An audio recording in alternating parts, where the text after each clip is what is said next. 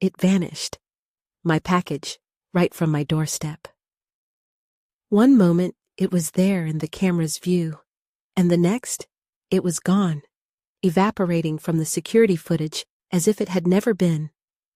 The front entrance camera played back crisp and clear, yet somehow, there was a perfect, empty gap right where my box should have been. That day, I learned just how fragile the peace in my home really was, balanced like a shadow in the blind spot of an old security camera, always a little bit in the dark. It's taken me time and a good deal of humility to share this story. For years, I carried a quiet shame, never imagining that a single crack in our family's security could spread so far, so deep. Years ago, my husband Youngsu's business collapsed, far bigger than either of us could manage, and more devastating than we admitted. He declared bankruptcy, and that one word followed us everywhere, in every application, in every sideways glance. Like so many others in Korea, we found ourselves trapped between loans, leases, and the narrow corridors of limited choices. Our deposit was thin, our credit even thinner, and, inevitably, we took up residence on the third floor of my mother-in-law Jung-hee's old villa.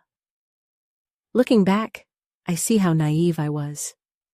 I thought family would mean safety. Instead, it became our most disarming vulnerability. From the moment we arrived, Jung-hee's attention to detail bordered on obsession. She inspected the angle of the doormat, counted every flyer in the mailbox, knew when the washing machine clicked shut. At first, I told myself it was a sign of her caring, a mother's fussiness. I tried to convince myself that her habit of changing our door code, checking our rice container, was her version of concern.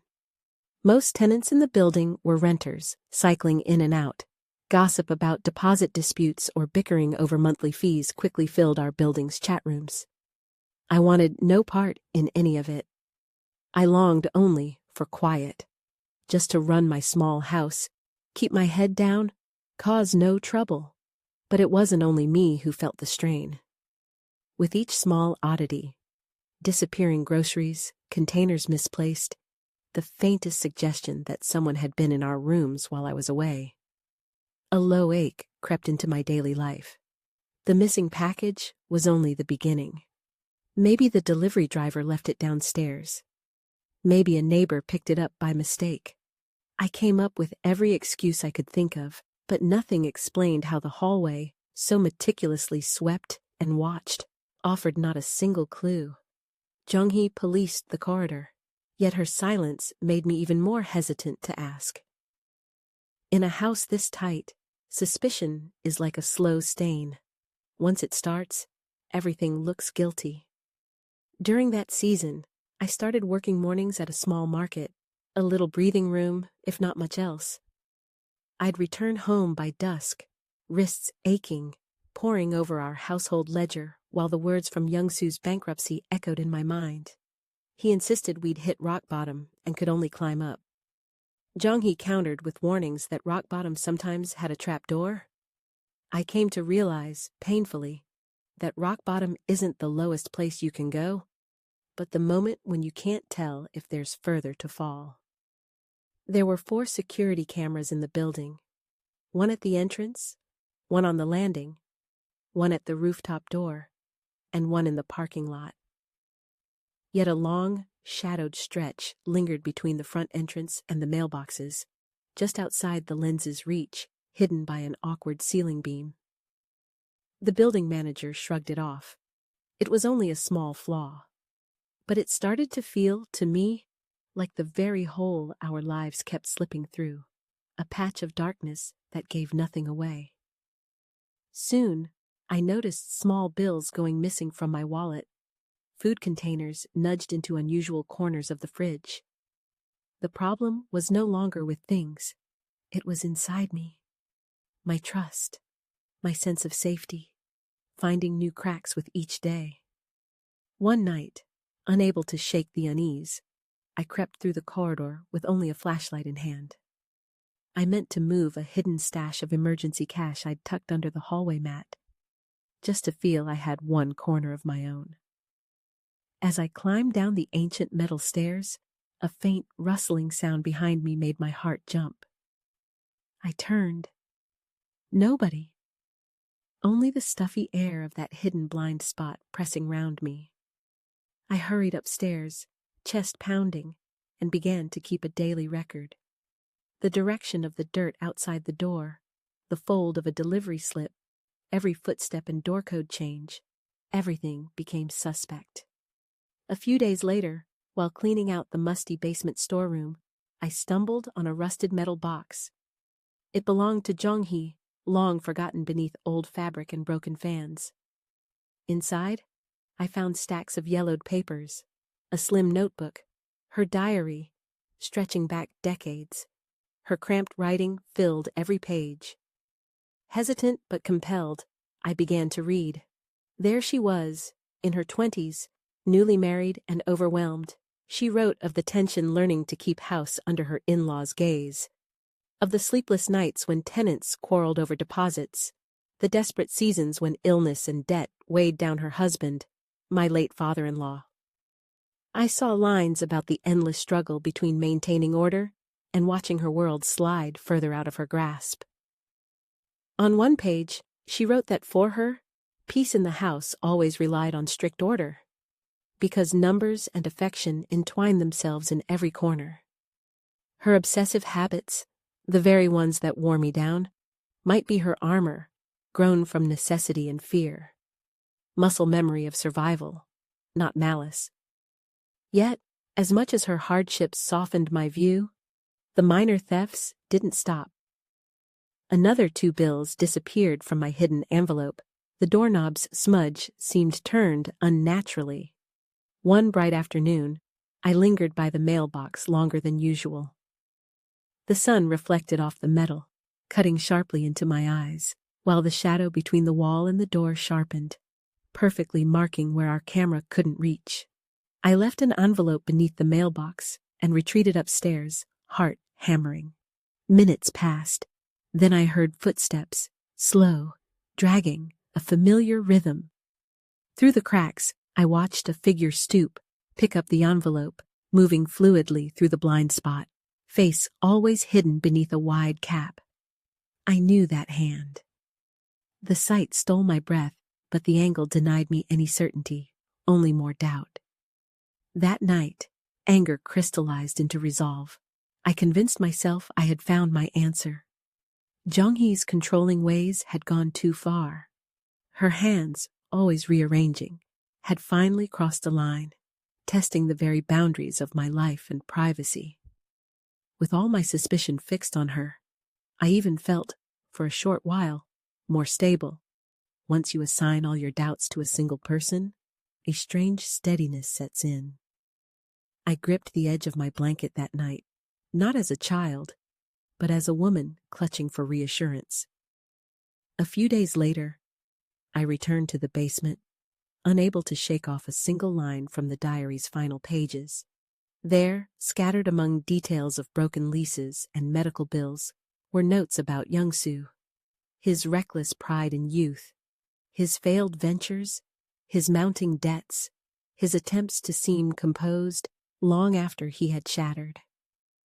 One note described her desperate efforts, running between offices for seals and signatures, while we waded through bankruptcy, a truth Young-soo never admitted to me. Another, smaller line, struck me deeply.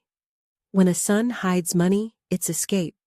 When a daughter-in-law does, it's a drawer filled with worry. I couldn't stop rereading that phrase. Yet my pain persisted. The loss of those small amounts was enough to break me, enough quiet erosion that my faith in my home washed away. One humid evening, I set another envelope below the mailbox, telling myself I would finally let go, not interrogate, just exist. But habit drove me to the staircase landing out of sight, and there I saw it happen. The twist, as ever, arrives from the side you least expect. In the dim stairwell, just beneath the shadow where the camera could not follow, It was Young-soo, my husband, not my mother-in-law, but the man I tried so hard to shield. He ducked his head, cap pulled low, shoes loose, moving with such practiced familiarity that I realized this hidden path wasn't a plan. It was a shortcut he'd used so often, it had become second nature. There was no dramatic reveal. He just slipped away, the envelope clutched in his usual manner, quietly exploiting a darkness I thought only outsiders used. My knees buckled. All at once, every piece fit. Jung-hee's precision wasn't a weapon, but a measured attempt to count every trace, to hold her son close even as he drifted. I'd been fixated on the wrong suspect all along. That night, I opened Jung-hee's diary once more. In one section, she'd listed envelopes, lost, found, and replaced by her own hand, where days after money vanished from my hidden stash, she would slip the same amount, mixed with coins, into a bag of side dishes she left for us. Her way of preserving my pride, comforting the wound without naming it. Young-soo may have evaded the law's consequences, but not the debts at home. He never confessed, and I never confronted him. Instead of resolving the truth, we let suspicion harden into misunderstanding until it became the air between us. The next morning, raised voices drifted up from the parking lot. Another argument over maintenance fees between Jung-hee and a tenant. The same old feud between security deposits and rent. Strained family, financial obligations stretched taut. I closed my door, refusing to let other people's bitterness power my own resentment anymore. Turning back to the household ledger, I drew a quiet line through Young-soo's name. No more crossing out empty boxes. No more giving my life space to someone else's debt. That evening, I returned Jung-hee's diary to her, its frayed cover heavy with decades of unspoken worries. We exchanged no words, only the warmth of our hands lingered between us. Back in my room, I began folding clothes into a suitcase. A few documents, a notebook, my bank book in my name. I decided, next week, I would move to a small studio, alone. It was hard to leave without explanation or apology, but I needed to redraw my boundaries, even if that meant starting over on unfamiliar ground. During the days leading up to my move, I sometimes stood on the rooftop hanging laundry, gazing at the patchwork shadows below. The blind spot was still there, still inviting, still waiting for someone to use it for convenience or comfort. But now, I finally understood. There are those who harden themselves, filling every gap to keep life from falling apart. And there are those who slip through cracks, searching for an easier path. Jung-hee's so-called obsession was a kind of strength grown in hardship. I could not love that, but I could, at last, understand it. On moving day, I opened our old mailbox one last time. Amid the advertisements was a small note left in lieu of words. I knew whose hand it was, but I didn't need to check. I wished quietly that we could each return to our places, at peace with our own memories. I straightened the welcome mat, promising myself I would reassemble my life just as I had set it right. The new place was humbler, but so much simpler. No one changed my door code. No one rifled through my drawers. When the rent notification pinged on my phone, my account balance shrank, but my conscience felt lighter. In that silence, I remembered the diary's line. When a son hides money, it's escape. When a daughter-in-law does, it's a drawer of worry. I disguised my fear as someone else's crime. Only now am I learning to open my own drawers, to face what I kept hidden. If you've listened this far, perhaps you will draw your own conclusions. Where does protection end and obsession begin? How do you separate suspicion from proof? How far does family loyalty stretch before it becomes a chain? After everything, I decided to redraw my smallest borders, one more time, to protect myself. And one day, maybe Young-soo will learn how to fill his own gaps. Maybe Jong-hee will find peace enough to loosen her grip. My lesson is simple. If you fear the shadows in your home, start by shining a light into your own. In your shoes, who would you trust? And who would you forgive first?